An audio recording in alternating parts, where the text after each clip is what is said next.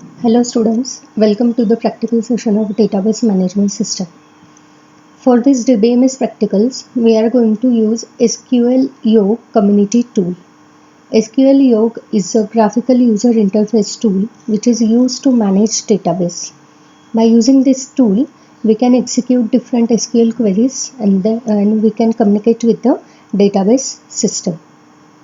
So before starting our practical, let's have an introduction of SQL Yog editor. Now this SQL Yog editor looks like this. It is divided into two parts. So in this left part, you can see the list of databases here. See, information schema, MySQL, performance schema. These are the list of databases. These all are the built-in databases. Since we have not created any database till now, there is no user-defined database is enlisted in this list. So information schema is the system-defined database. When you expand this database, you can see the objects that are stored under this database. It has tables, views, stored procedures, functions, triggers, and events. These all objects are necessary to manage the database system. Then when you expand this tables section, you can see the list of tables that are created under information schema database. So this is how database list is maintained in this SQL Yog community tool. Here you can see root at localhost is written. This root is a username using which I have connected to this tool. And localhost is nothing but the local instance of SQL Yog running on my machine. That's why it is written root at localhost, means root user is running on localhost instance. Here in right section you can see it is divided into two parts. Upper part is a query editor. Here we can write all SQL queries, and lower part is the output part. Whatever query you execute, the output of all those queries are displayed in this lower section. So let's start creating our database. You already know there are four categories of database languages: data definition language, data manipulation language, data control language, and transaction control language. Out of these four categories, today we are going to execute queries for data definition language and data manipulation language. Data definition language commands are used to create structure of database system. Under this category, we have create command, alter command, rename command, truncate, and drop command. And data manipulation language commands are used to manipulate data stored in database. Under data manipulation category, we have select, insert, update, and delete commands. So before creating before creating table, first we create database. Database is created by using create database command. So let's create database for our college. Here create database, these words are written in blue color because they are the keywords of SQL. And GPM is not a keyword of SQL, it is a user specified value. That's why it is written in black color. And semicolon is used to terminate the query. It is used to indicate the end of SQL statement. So when you write this statement, you select this and then execute it by using this symbol. This is a symbol to execute query. Okay. So whenever you write command, you can either click on this icon to execute query, or you can simply press F9 button from your keyboard. So execute it. See here in lower pane you can see one query executed successfully, means your database is created. Now what is next? To create table under this database, we need to open this database. Okay, we need to switch to this database by using use command. Use command is used to switch from one database to another database. Execute it. See, your query is successfully executed. Now what is next? Create table. So create table staff. I am going to create table to store information about staff. So my first attribute is staff ID, that is SID, which is of integer type. My second attribute is staff name, which is of character type. Okay, and then specify size. Remember, when we declare integer type of variable, there is no need to specify size. It will take a default size. But when we declare character type of variable, we need to specify size. Now here sname is of character type, and the size of sname is 12 bytes. It means that it can store up to 12 characters. Okay, now select this command and execute it. See, one query is successfully executed. Means your table is now created. Under which database? Under GPM database. Now describe the structure of this table. Okay, means we can see what is the structure of table by using DESC command. DESC stands for describe. Execute this. See, here in lower pane you can see the structure. Your table consists of two fields, SID and SNAME. The type of SID is integer, the type of SNAME is varchar. Null values are allowed. Here under null column, yes return. It means that null values are allowed for SID and SNAME. What are null values? Whenever we don't know the value of any of the attribute, in that case we can insert null keyword there. The null value is allowed for SID and SNAME. Keys are not specified. Keys are the important part of database that we are going to study in next lecture. The no null values are specified for this SID and SNAME attribute, and no extra restrictions are given. Okay, so this is how your table will look like. Now next, alter table command. By using alter table command, you can add new attribute into the table, or you can delete existing attribute. So to add new attribute, we have command alter table staff, use add keyword, and then in bracket write down the attribute name and specify the size. So I want to insert department attribute, varchar, and the size is 15. Select this statement and execute. See, your command is executed successfully. Now again describe to verify whether attribute is added or not. Your attribute is added. Here in lower section you can verify department is added. Okay. Now next, by using same command, you can delete attribute from the column, from the table. So use drop column keyword to delete the attribute. I want to delete department. Select it. Okay.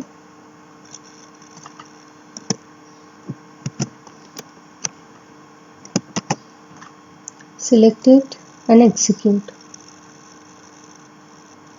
Okay, successfully executed. Now again verify whether attribute is deleted. See, your attribute is deleted from the table. Okay, so this is alter table command. Now we have command rename. Rename command is used to change the name of table. So now I want to change the name of my table to faculty. This is the syntax of rename command. Use rename table, write down old table name, then write down new table name. Okay, so execute this. Your table is successfully renamed.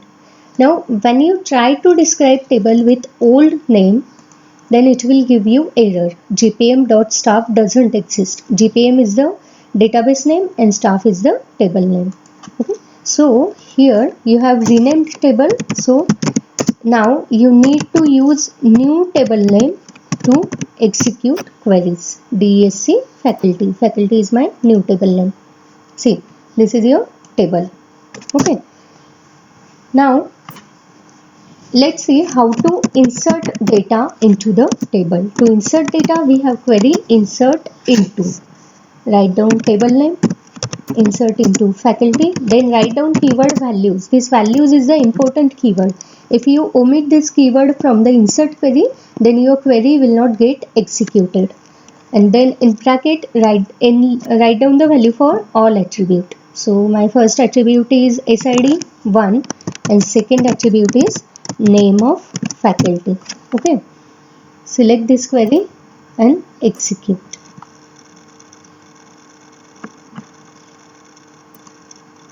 See, your query is executed successfully.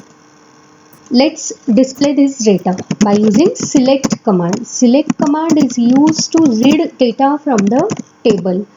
Syntax is select star from faculty.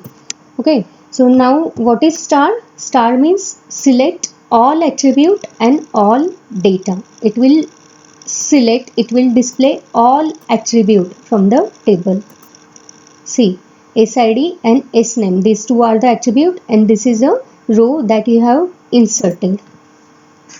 Now, if you want to select few attribute, means if you don't want to display data for all the attribute, then you can simply enlist attribute that you want to display. So now I want to display staff ID only. Then I can write select SID from faculty. Okay, so execute it. See, it will display only SID. Instead of SID, if you write select SNAME from faculty, then it will display only SNAME. Okay? So this type of command is useful when your table consists of number of attribute, large number of attribute, and when you want to display only few attribute, then we can enlist the attribute that we want to display into the select query instead of using star. Star stands for display all attribute. So this is how you can display data. Now we have another variation of insert query, insert into faculty. Okay. Write down attribute name, insert into faculty, write down attribute name, then write down values keyword and then write down values. So this is another variation of insert. Query is executed. Now display data. See, your second row is inserted. Here we have seen two variations of insert query. This is first query and this is second version. You can use either of the query to insert data. Now what is the importance of this second query? Here, when you don't know the values of all the attribute, then you can go for this second query. For example, I want to insert data for new faculty, but I don't know the name of that faculty. I am only knowing the staff ID. So instead of inserting name value, I'll simply insert staff ID because I don't know the name of that faculty. Okay, query is successfully executed. Now display data.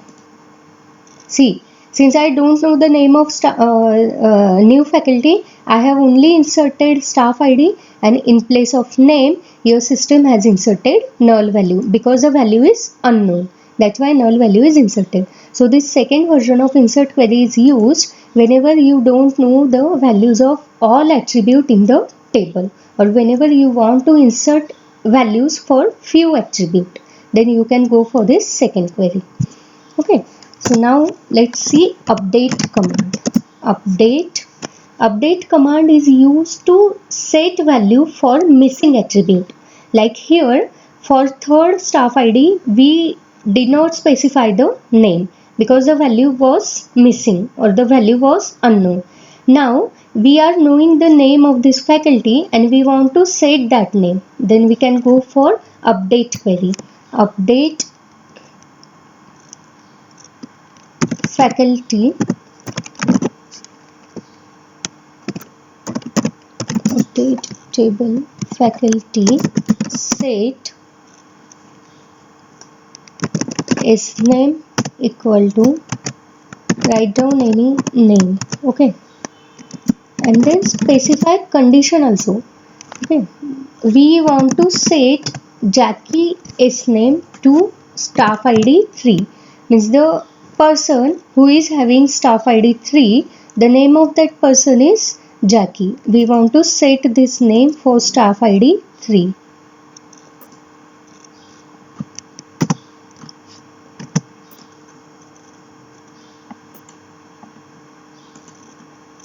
Okay, so your query is successfully executed.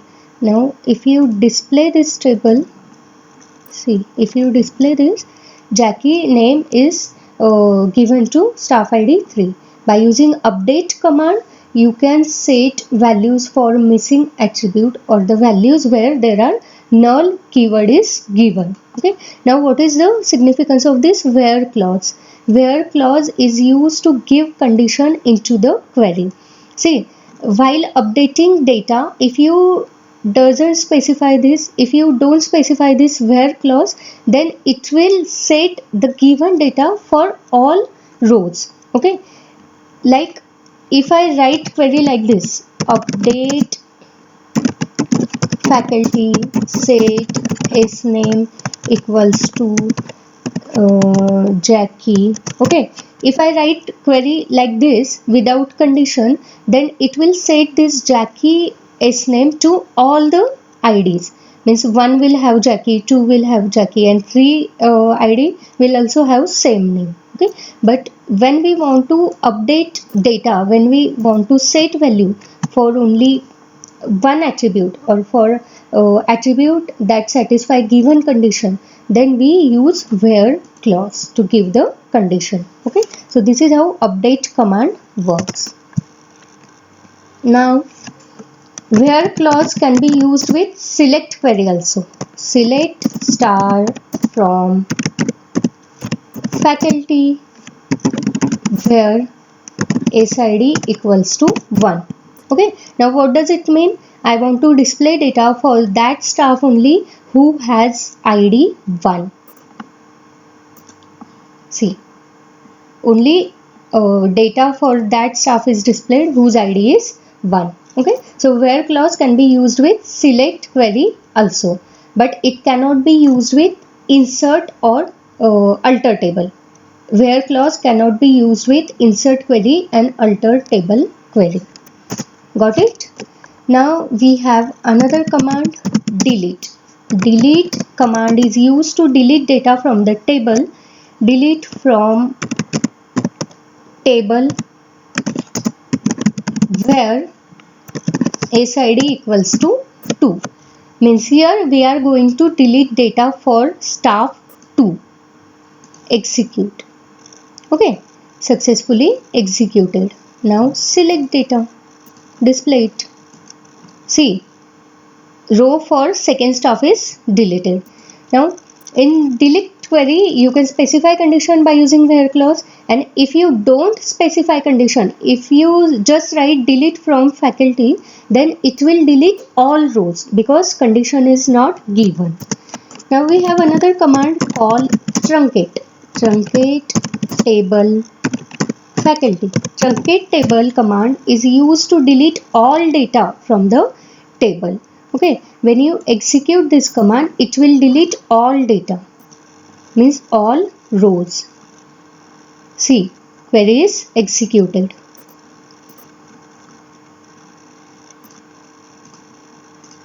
Execute select command. See, there are no rows in your table because you have truncated your table. Then what is the difference between delete and truncate? Both are used to delete the rows, but the difference is that with truncate command you cannot use where clause, means truncate simply delete all data without checking any condition, but with delete command you can specify condition so that we can display only required rows. Then we have another command called drop. Okay, so before this command we'll see truncate command has deleted all the table. Now describe table. We'll see whether structure is there or not. your data is deleted by truncate, but the structure of table is as it is in a memory. Okay. Now let's see drop command. Drop command faculty. Drop table faculty. Your command is successfully executed. Now when you try to select data after drop table, when you try to execute select query, it will give you the message that gpm.faculty doesn't exist. And if you try to describe structure, then it will give you the same error that gpm.faculty doesn't exist. It means that the difference between truncate and drop is truncate table command deletes all data from the table, but it will not delete the structure of table from the memory, whereas drop table command delete rows from the table and it will also delete the structure of table from the memory. So this is the main difference between truncate and drop. So this was all about DDL command and DML command. This is how we can create database by using create database command. Then by using create table command, you can create new table under that database. By using alter table command, you can add attribute, you can delete attribute from the table. By using rename command, you can rename table, you can give new name to your old table. By using DAC command, you can display the structure of table. Then we have studied two variations of insert command.